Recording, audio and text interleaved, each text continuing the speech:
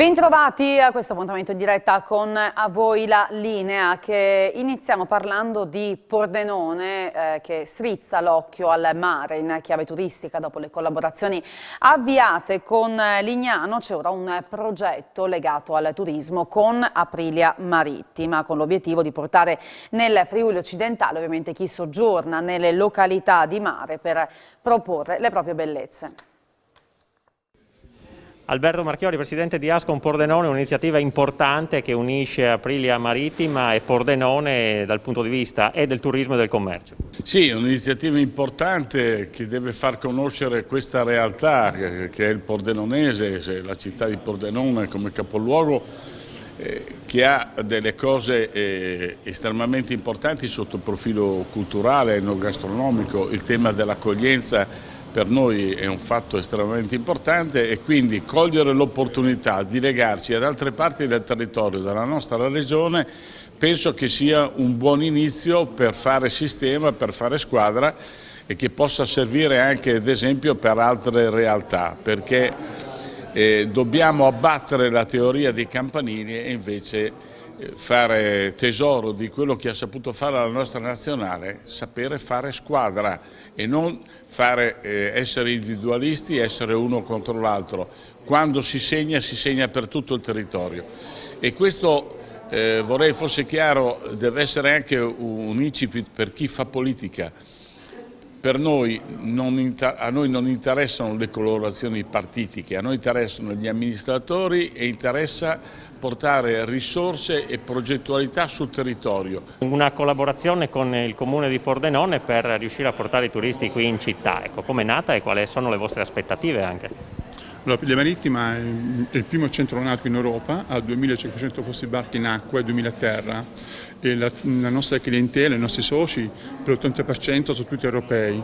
Questo progetto nasce per far conoscere questi nostri soci l'entroterra, non soltanto solo mare e via. Bisogna far conoscere anche le bellezze di questa città, come Pordenone, la sua provincia e tutto quello che può essere di fare sinergie a livello commerciale, economico e perché no, anche industriale o piccola e media azienda. In che modo saranno collegate le due città?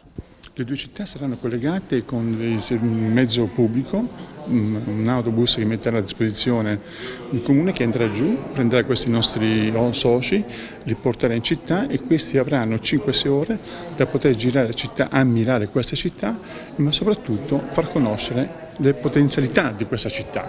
Noi dobbiamo essere i primi in Europa e ce la possiamo fare perché abbiamo tutto quello che è necessario per poterlo fare.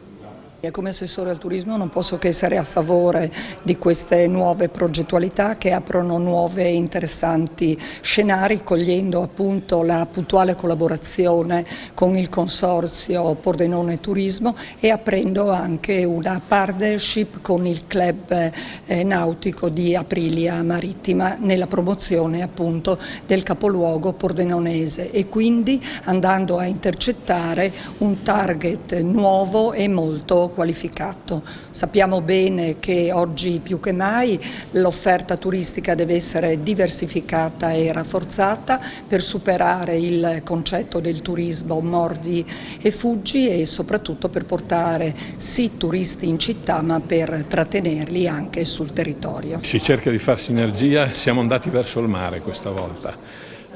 Sono anni che si dice ma tutti i turisti che arrivano sulle nostre spiagge non riusciamo a portarli su Pordenone, non è così facile perché tendenzialmente le località di mare tendono a tenerseli sul posto.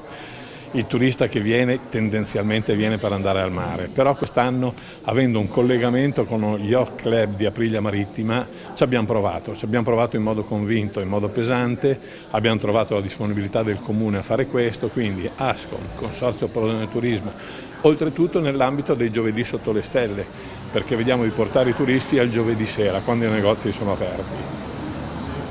Vediamo, è un altro tentativo che si fa, sono veramente molti anni che si dice ma vediamo di portare qua questi turisti, finalmente quest'anno lo facciamo in modo convinto. Già l'assessore Cucci con Lignano ha portato qua dei ciclisti. Noi vediamo di portare qui gente appassionata di mare, è gente che ha la barca ad Aprilia Marittima, sembrano interessati a venire a visitare Pordenone, li faremo visitare Pordenone, gli faremo mangiare, gli faremo bere l'aperitivo qui, gli faremo vedere i negozi. Speriamo, noi ci crediamo, ci proviamo in modo molto convinto. Aprilia Marittima è un buon gancio, lo Yacht Club, e quindi vediamo di farlo. E ora andiamo a San Vito al Tagliamento. Ieri la finalissima all'Auditorium Zotti della quinta edizione del concorso Piccolo Violino Magico, che è dedicata ai giovani talenti dell'Archetto.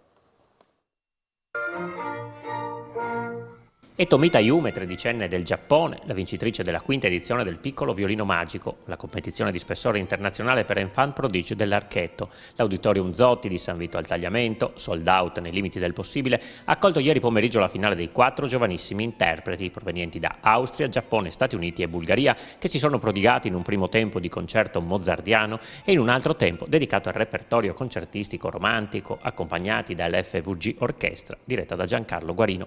La giuria internazionale, presieduta da Pavel Vernikov, alla fine ha deciso con spirito unanime di nominare vincitrice Tomita Yume. La giovane musicista si è meritata una borsa di studio da 5.000 euro, un violino di alta liuteria Piagentini, realizzato con il legno di risonanza del Tarvisiano e donato dal Festival Risonanze, oltre a un invito a partecipare al prestigioso Festival Gold Violins di Odessa. Il secondo posto se lo è meritato Baumgarten Leonard dall'Austria, il terzo Karus Anton dagli Stati Uniti, il quarto Ceausescu Diana dalla Bulgaria. Anche il premio del pubblico è andato a Tomita Yume. In Friuli, per la gara, erano arrivati 17 piccoli violinisti dai 10 ai 14 anni, provenienti da tutto il mondo. Talento e gioventù, due parole magiche di questo concorso internazionale per giovani violinisti. Un concorso che ha messo insieme i talenti di tutto il mondo, che sono venuti qui a San Vito al Tagliamento per confrontarsi nella qualità, nella esecuzione, nella passione, nello studio. E quindi da qua possiamo prendere proprio spunto per guardare al futuro, puntando proprio su queste due parole. Sul talento, quindi sulla necessità di seguire persone che hanno capacità interiori attraverso lo studio, attraverso la predisposizione per poter crescere e affermarsi in quello che piace. E dall'altra parte puntare appunto sul talento dei giovani, sulla capacità dei giovani di guardare al futuro, di poter attraverso lo studio e la competenza affrontare con forza le sfide che avremo di fronte. E quindi da un concorso internazionale di violino si possono prendere anche degli spunti per l'attività di tutti noi, della nostra comunità, e quindi è con senso di gratitudine che il Consiglio regionale supporta ed è vicino a queste iniziative che fanno grande il nostro Friuli Venezia Giulia. Come giudica questa serata, signor Sindaco? Straordinaria, perché sappiamo, come diceva Kant, che la musica è la lingua delle emozioni, il violino è la voce dell'anima, e assistere, partecipare a un concorso così bello non può che infondere in ciascuno di noi un'eccezionale gioia e una profondità d'animo che si coglie dentro, che dà il senso alto di questo concorso. E poi il fatto che ci siano questi ragazzi, non fanno altro che rafforzare questa bellezza di questa iniziativa giunta, come sappiamo, alla quinta edizione, e che mi auguro possa, almeno per quanto ci riguarda faremo di tutto, proseguire. Ha detto che non è stato facile, vi siete interrogati sul fatto che fosse il caso o meno di fare questa edizione, visto i tempi, mi sembra sia un successo. Sì, ci siamo ovviamente interrogati, ma dovevamo pur dire no, quest'anno lo dobbiamo proprio fare. Poi le cose sono andate un po' meglio, la situazione si è evoluta e noi abbiamo preso la rincorsa e velocemente ci siamo dati da fare, perché insomma l'anno scorso abbiamo dovuto dire di no, ma quest'anno non potevamo, ed è andata bene, mi pare un bel successo e siamo soddisfatti anche felici in sostanza di questo esito, dove abbiamo visto una partecipazione di alta qualità, molti partecipanti, più del solito, e questo ci ha dato stimolo e volontà di proseguire. Questo è anche l'obiettivo per il prossimo anno, perché questo diventi un appuntamento importante per il contesto musicale della nostra regione. E noi andiamo in pubblicità, ci rivediamo tra pochissimo.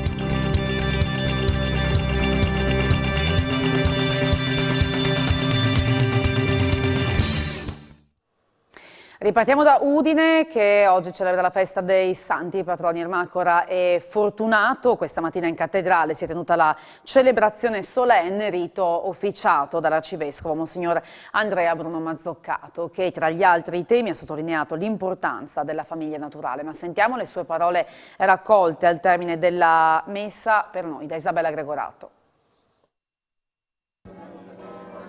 Una festa molto sentita quest'anno, la ricorrenza dei santi patroni Sant'Ermacora e Fortunato. Cade in un momento particolare e tra l'altro lei ha fatto riferimento proprio al fatto di dover prendere esempio dei santi Ermacora e Fortunato per la rinascita della nostra società nel post pandemia. Sì, nell'omelia devo dire onestamente mi sono impegnato su un tema anche un po' di fondo, ma spero di essermi fatto capire, perché sul tema di quella che si chiama legge naturale, che vuol dire la legge che è scritta in quello nel creato, che non possiamo crearla noi. Oggi si sta mettendo in discussione questa, pretendendo di creare noi l'ordine, contro quello che... E quando crolla quel pilastro, crolla tutto. Allora ho voluto un po' richiamare quello che di fatto è il pilastro della civiltà cristiana, ma anche dell'ordine generale.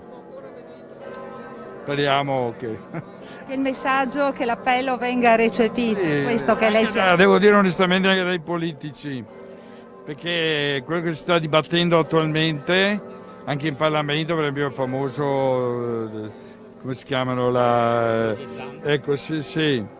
In fondo, alla fine della fiera, la questione di fondo è quella, perché non è lì, la questione non è che si deve rispettare tutti.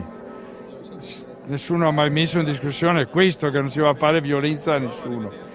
Ma il punto di fondo è chiederci, ecco, veramente qual è l'ordine della realtà, dei rapporti, della persona, eccetera. E quindi la questione è veramente grossa. Ecco, a volte dopo ci sono logiche di altro genere che interferiscono, ma speriamo bene, dai.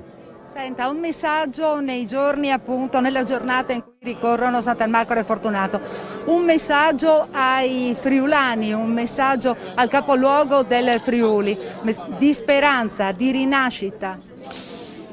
Sì, il messaggio è proprio quello di ripartire con speranza e trovare le ragioni profonde della speranza, ecco, con l'ambizione che Udine sia e continui ad essere, diventi anche un po' di più una città viva, ma anche nelle varie negozi, piazze, che è bellissima, ma viva nel cuore pulsante, per il quale pulsa se c'è un fuoco dentro, ecco, proprio il fuoco di una grande speranza. E ora, sempre con le interviste raccolte da Isabella Gregorato con Tiziano Campigotto, sentiamo le parole, sempre sulla ricorrenza di oggi, del sindaco di Udine e del rettore dell'Ateneo Friulano. Una giornata importante per la città, anche perché si fa riferimento ai patroni Sant'Ermacora e Fortunato, quindi Aquileia, la chiesa di Aquileia. Un discorso quanto mai attuale quest'anno. Sì, è un discorso importante, perché dobbiamo ricordare che Aquileia è stata l'origine del cristianesimo per gran parte del nord d'Italia, ma anche, io direi, di tutta la Mitteleuropa. E Udine sente con forza questo richiamo, anche perché abbiamo ereditato noi un po' quella che è la funzione di Aquileia. Adesso le cose sono cambiate rispetto a tanti anni fa, però ci sono ancora questioni molto delicate e il nostro arcivescovo oggi ha toccato alcune, come questa del diritto naturale. Sappiamo che c'è il tentativo in questa settimana di introdurre una legge nel nostro Stato molto lesiva, secondo me, di quelli che sono i diritti naturali. In ogni caso oggi è la festa dei patroni della città di Udine. Io ho detto ai cittadini: abbiate fiducia della scienza, vaccinatevi, perché purtroppo sentire che la nostra regione è all'ultimo posto in Italia perché mancano ancora molte persone, soprattutto nell'età a rischio dai 60 ai 70 anni. Questa è una cosa che non fa bene, non fa parte della tradizione dei friulani. Bisogna superare questo momento perché abbiamo visto che solo così usciamo dalla pandemia e dal Covid. Ma l'appello va anche ai giovani, agli under 29 che sono quelli maggiormente restii. Anche ai giovani, ma soprattutto alle persone più vulnerabili, che sono quelle over 60, bisogna che stiano attenti, bisogna vaccinarsi, perché il rischio che ritorni una pandemia è che purtroppo gli ospedali non riescono a reggere un'emergenza sanitaria ulteriore. Un esempio di come l'Ateneo si integri nel tessuto appunto non solo della città ma dell'intero Friuli. Appunto questa partecipazione alla festa, alla celebrazione dei patroni appunto della città. Beh, insomma, è una, come giustamente diceva lei, un'ulteriore dimostrazione, semmai ce ne fosse bisogno, di quanto l'università si sente parte di questa città, in particolare di tutto il territorio. Quindi partecipare a una festa, come in questo caso, una celebrazione dei Santi Patroni, che vuole riunire in realtà tutti gli attori che possono dare un contributo alla vivacità, al mantenimento dell'attività e all'unità della comunità cittadina, credo che sia assolutamente importante, e quindi è un segno che anche l'università vuole dare di vicinanza e soprattutto partecipazione a questa comunità, non solo da un punto di vista accademico ma anche da un punto di vista, diciamo, con il cuore, se posso dire.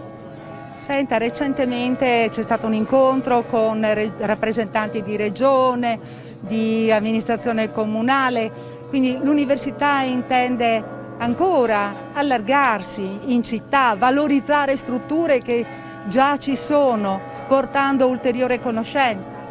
Beh, è chiaro, l'università ha una funzione naturalmente nella formazione dei giovani prima di tutto, però è chiaro che, e soprattutto l'Università di Udine, l'Università del Friuli, ha come idea di favorire lo sviluppo del territorio, ce l'ha scritto nello statuto. È chiaro che da una parte, diciamo, cerchiamo di creare le condizioni perché questi due obiettivi si fondano. Stiamo pensando naturalmente a creare le condizioni perché per esempio gli studenti di medicina e tutti quelli che lavorano nell'ambito medico trovino una loro collocazione ideale. Collaboriamo con il Comune e con la Regione, se si pensa anche al Recovery Plan, per dare quello che l'università dovrebbe dare, un contributo scientifico alle decisioni che poi spettano naturalmente al decisore politico e ai policy maker. E ora andiamo a Cercivento, dove si è rinnovata anche quest'anno la tradizione della benedizione del MAC di San Giovanni, un mazzo di erbe medicamentose raccolte il 24 giugno e poi benedette in chiesa dopo un lungo canto aquileiese. Qual è la tradizione del mazzo di San Giovanni? La tradizione è molto antica e logicamente in essa convergono una quantità di tradizioni antiche, diciamo pagane, e poi magari cristianizzate. Così agli antichi significati pagani delle erbe si sono poi subentrati quelli medievali e infine anche quelli stregoneschi, magari germanici, di provenienza germanica. Però oggi come oggi le erbe vengono raccolte con grande fede, con grande sacralità, portate poi in chiesa alla benedizione e bagnate dalla rugiada di San Giovanni, dalla portentosa rugiada. In più con la benedizione ricevuta in chiesa acquistano particolari significati. Qui c'è sempre un certo senso così velato, di magico, di stregonesco, perché si dice che questa qui sia anche la notte delle streghe, per cui anche le streghe del Tempia raccolgono il seme della felce, raccolgono altri fiori per fare le loro pozioni magiche. Quindi a Cercivento la cerimonia della benedizione del mazzo ha un valore grande, sacrale, ma sotto sotto c'è anche un po' di questo valore della tradizione un po' legata al mondo magico. Quali sono le piante e i fiori che si raccolgono più importanti in questa notte e in questa giornata? Beh, il più importante è la felce, l'erba magica per eccellenza, poi c'è l'iperico, scacciadiavoli, c'è il nocciolo, la pianta magica dei Celti che poi è stata in parte sostituita dal noce, l'artemisia che protegge dai viaggi, il garofanino di San Giovanni, cioè il garofano dei poeti, mettiamo poi anche l'erba di San Giovanni, il sedum maximo, cioè l'erba da calli. Quelle sono, diciamo, le piante più importanti. È un momento importante del paese che mantiene le sue tradizioni e le aggregazioni. Sappiamo benissimo che dopo questo periodo anche della pandemia ritornare a ritrovarci abbastanza liberi e a continuare questa tradizione è molto importante per valorizzare le erbe locali che si portano appunto nel piatto, oppure come la cooperativa Lataviele, dove queste erbe vengono lavorate per fare delle creme, degli unguenti o dei profumi, e quindi c'è questo utilizzo multiplo, diciamo così, delle erbe spontanee che crescono ancora qui sui nostri prati e abbiamo la fortuna di avere. Si è appena conclusa la messa con la benedizione, un rito particolare. I vesperi sono stati celebrati da Don Arri della Pietra, accompagnati dai cantori di Cercivento con un vecchio antico rito di Aquileia, a cui è seguita la benedizione del mazzo di San Giovanni. Un particolare ringraziamento va a tutte le associazioni del Comune che in tempi record sono riuscite ad organizzare la manifestazione, dalla gastronomia ai chioschi, a tutto quanto, alle persone che hanno raccolto i fiori per la composizione dei mazzi, a chi ha addobbato, a chi ha organizzato le escursioni accompagnate, tipo il maestro Domenico Molfetta, la dottoressa Ursula Puntel e Giuliano Dassi per l'accompagnamento della Bibbia a cielo aperto e tanti altri volontari. Siamo qui a Cercivento, anche oggi abbiamo festeggiato il 24 di giugno, tradizionale Mag di San Juan, festa importantissima per la comunità di Cercivento. Un ringraziamento particolare va sicuramente agli assessori Mattis Dori e Erio Ferrigo che hanno lavorato intensamente per questa perfetta riuscita di questa giornata stupenda. Abbiamo benedetto questo mazzo di fiori che per noi ha un valore simbolico importantissimo per la comunità di Cercivento. Vi invitiamo a venire veramente a Cercivento ogni 24 giugno perché noi qui il 24 giugno facciamo qualcosa di eccezionale. La parte religiosa per la benedizione del Macco, il lancio da Scidulas che è agli innamorati delle coppie di Cercivento e di conseguenza venite qua ad assaporare veramente piatti tipici, cucina indescrivibile, veramente un qualcosa di eccezionale. Venite a Cercivento per il 24 di giugno, il Mag di San Juan vi aspetta. Ed è tutto per oggi, grazie per aver seguito A Voi la Linea, buon pomeriggio.